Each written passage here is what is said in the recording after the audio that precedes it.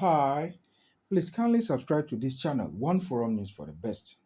Today, let us go to Ghana to look at one major political party by name New Patriotic Party, that is the NPP. Their flag bearer election contest is up later in the year, and a lot of names are coming up. But we would like to zero in on just three names that are making major headlines in the country. The first name to look at is Dr. Mahamudu Bawumia, who is a sitting Vice President of the Republic of Ghana. We will also look at Mr. Alan John Kojo Tremante, who happened to be the former Minister of Trade, as well as Mr. Kennedy Ohini Ajepon, who is a sitting member of the party, that is the New Patriotic Party, as well as a very strong member, influential, and a bankroller of the party. Now, we'll consider all these three people in terms of their age, their religion, their regional commitment, and the commitment to the party, and some other few issues. Now, let us first look at Dr. Mahamudu Bawumia. He's just 58 years old, averagely young, when you compare him to the rest of the people that are contesting for the flag bearership. And he's been around for some time, a very influential, of course.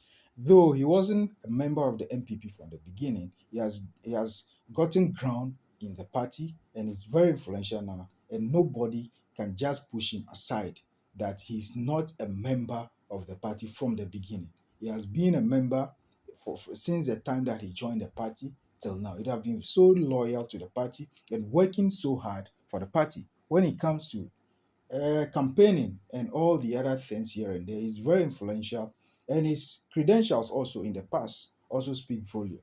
That is, he happened to be an economist, and he worked at the Bank of Ghana in the past as a deputy Bank of Ghana.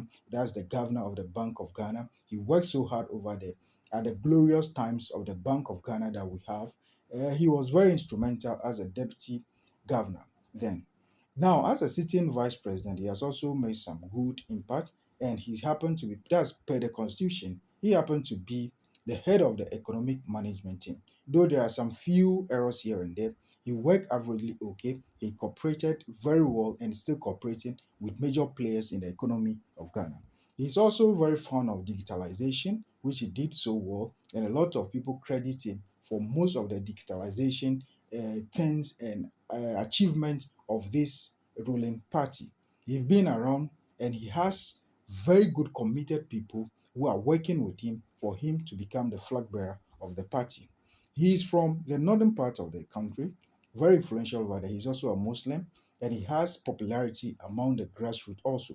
Though because of his work as a vice president, he's not able to move around all the time and go to them. The English, that's the underground people, the underdogs, but he's been very influential by virtue of being the vice president. He represents the president in most functions around the regions in the country.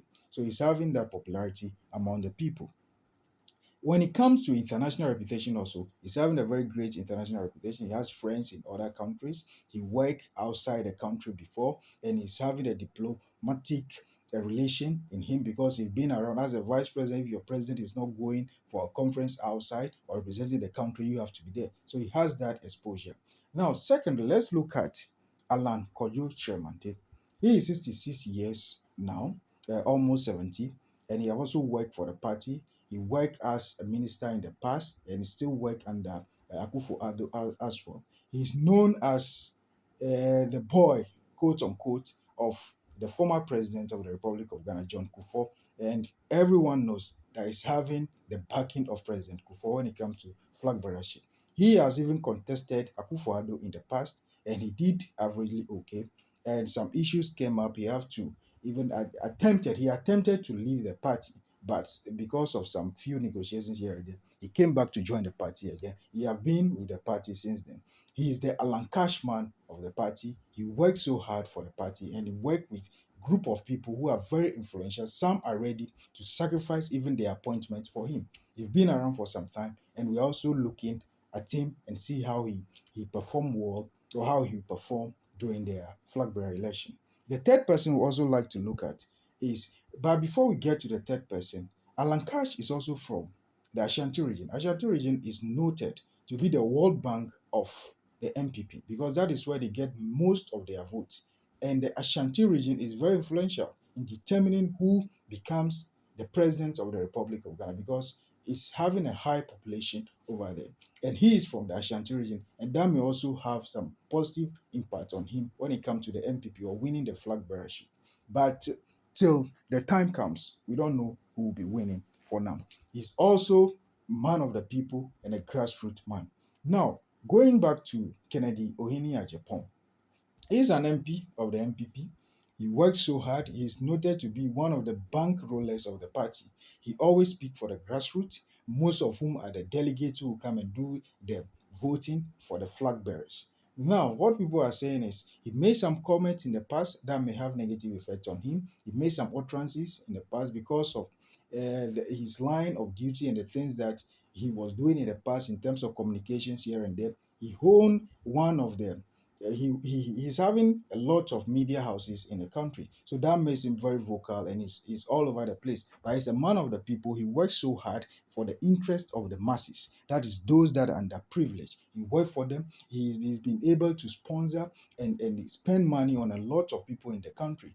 Some are for the party, some are not for the party. He's a man of the people. He spends his money so hard to be able to have influence on the people. He share money to people, pays people's school fees here and there. He's very influential. But it's just that some of the people are concerned about him pertaining to some utterances that he made in the past, as I alluded to. In other words, he's just 61 years old, and he's been around for some time. He had some health issues here and there, but today now he's okay.